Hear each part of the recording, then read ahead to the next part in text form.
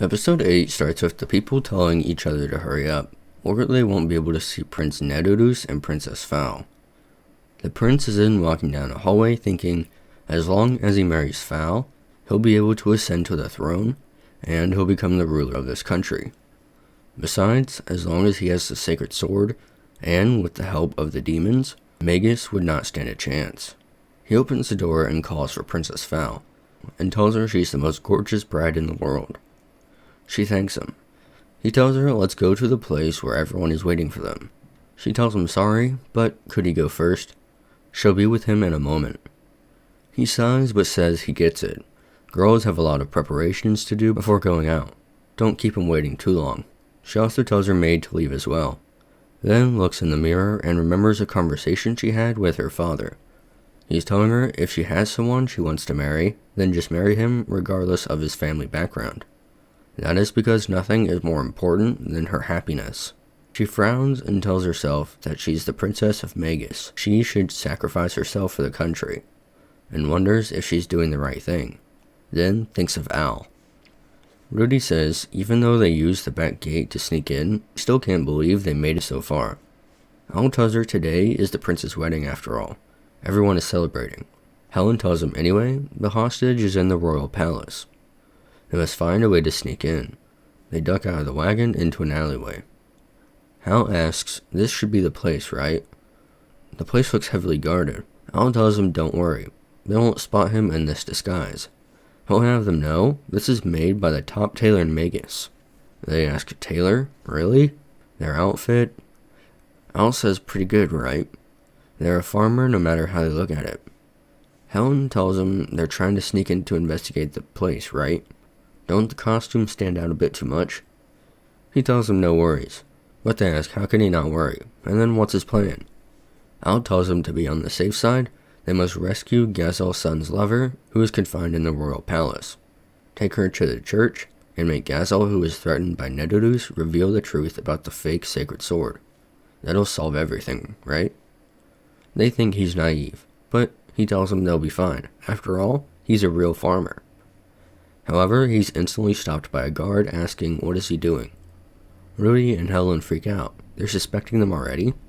Hal tells them they're not suspicious people. They're 3 ordinary farmers. They're here to deliver fresh vegetables. The guard asks where they are delivering them to. Al tells him the royal palace. He asks why are they delivering vegetables to the royal palace. Al tells them because they're very fresh. The group is then getting chased by the guards, saying suspicious people disguised as farmers. Hold it right there. Al wonders why are they chasing them. Farmers are all good people. Ruri tells him that a farmer going into the palace is a ridiculous idea. Anyway, they must find a way to sneak into the royal palace where the hostage is being held, and wonder how they sneak in now. Helen tells them they don't have enough time, she'll handle them, then flings Al into the palace. Al recovers and asks if she's injured.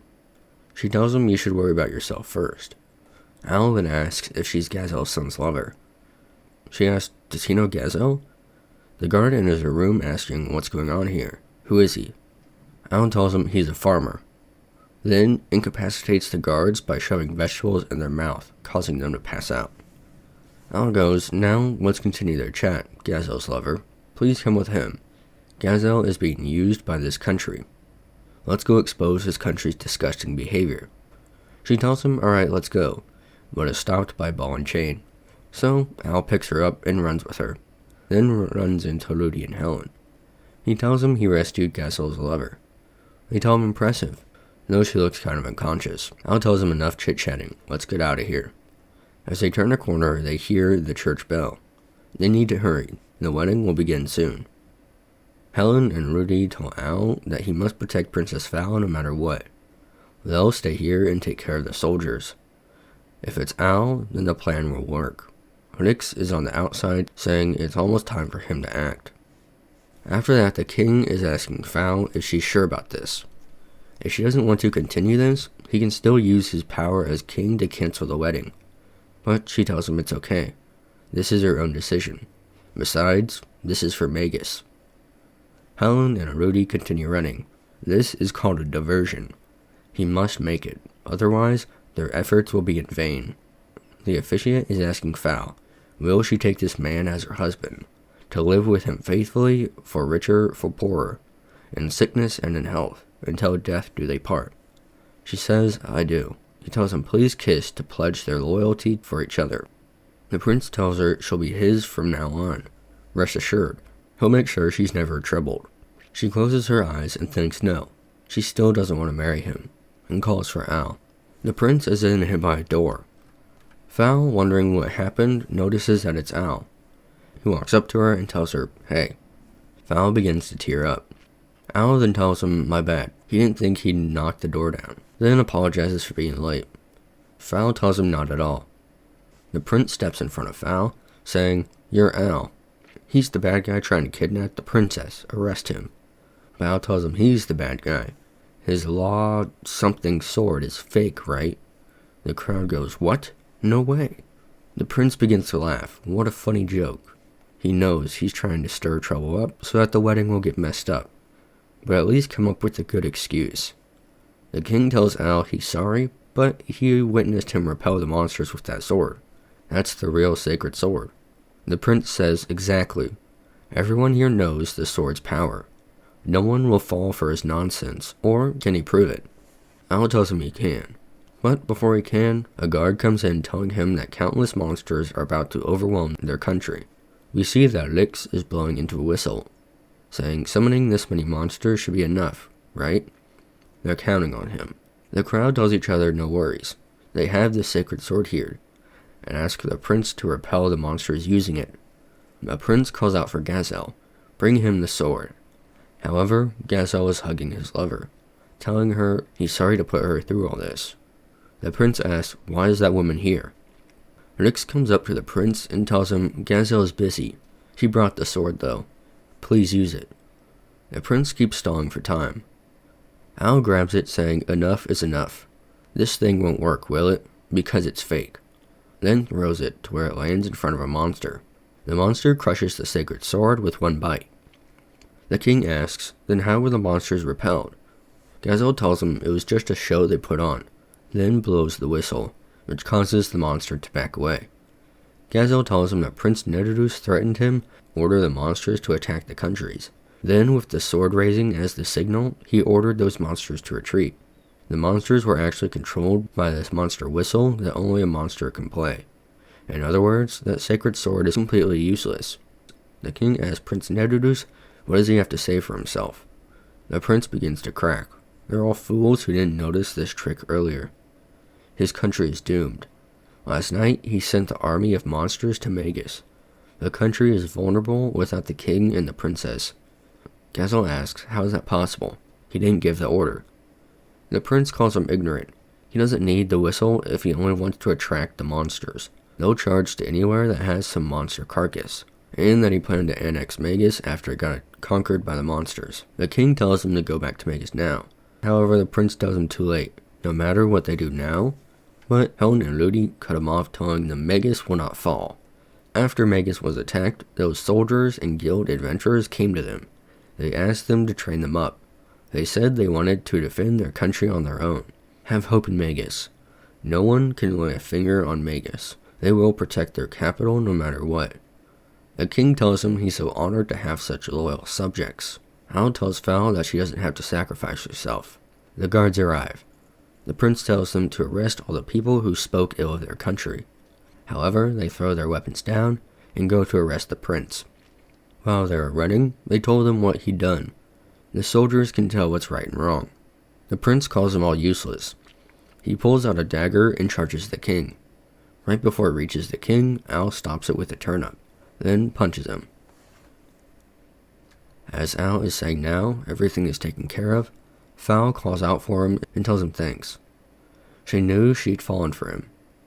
Ruri tells him hold on, and asks Al if she knows the princess. What kind of relationship do the two of them have? Al tells her they're merely acquaintances. Ruri freaks out. She doesn't think that's appropriate. The princess should observe the normal social distance. Al tries to leave, but she won't let him. The king tells Al thank you. He saved him twice, and there's something he must say. He accepts him as his son-in-law. Ruri throws another tantrum. What happened? Even the king is messing around? As the king is leaving, Rick stops him and tells him to take a look at this. They found this letter for Nedilus from an unknown person. The plan for this operation is written on it. The king repeats, they. So that explains it. He's from the Puppets of Shadow? Rick tells him yes. It looks like someone is behind Nedilus' plan. The king asks, so he's saying someone is behind all this? Rick tells him he thinks there is something more to this incident that they don't know about. They'll continue investigating, but he should be careful. A few days later, Nedilus was in jail. Magus is at peace again. Al meets up with the guild members. They hear he saved the princess's time. Al tells him, well, they all contributed too. The guild master tells Al that their guild is proud of him. Thanks to him, they received so many quests. Feel free to claim as many as he wants. Al tells him he just wants to be a farmer. Fal then enters the guild, telling them they appreciate all the contributions the guild has made. This is a token of their gratitude. Helen then wonders, why does she feel like she's seen the princess before? Al tells her he thinks that she just has a popular face. They agree, isn't she pretty? Al tells him he'll be honest, she's not that pretty. Fal arrives and says she's sorry for not being pretty. Rudy tells her they were talking about the princess. Fal says oh, then asks if she's Rudy. She'll have her know that her opponent isn't only the princess. Rudy tells her she knows. Neither her nor Princess Fal can make her retreat. She won't let her have her way. Fal tells her, of course, let's compete fair and square. Al then heads out. He should go do some farm work. Al is then harvesting his crops. Fal and Rudy appear behind him asking why doesn't he take this opportunity to make clear what he's thinking. But Al just continues to admire his vegetables. They tell him he's trying too hard to change the subject. He went to the neighboring country for her, and risked his life to save her. Then they lose it. How can he be this calm? Vegetables are more important than them? Must someone else already have his heart? No, they don't think that's possible. Al repeats, someone that has his heart? Oh, yes. They say what? He tells them, well, he'll go deliver the goods. Sorry ladies, let's talk later. They wonder how is this possible. Al is in saying, look, he's harvested many vegetables today, Irubi. Then the episode ends. Some personal thoughts. So Irubi is probably a childhood friend that starved to death, causing Al to become a farmer, so that situation would never happen again. I don't feel like the relationship is going to go anywhere with Fal, but honestly I hope it does. With the whole wedding scene, you'd think it would, but nope. Another good episode. I'm looking forward to next week, but that's about it. So yeah,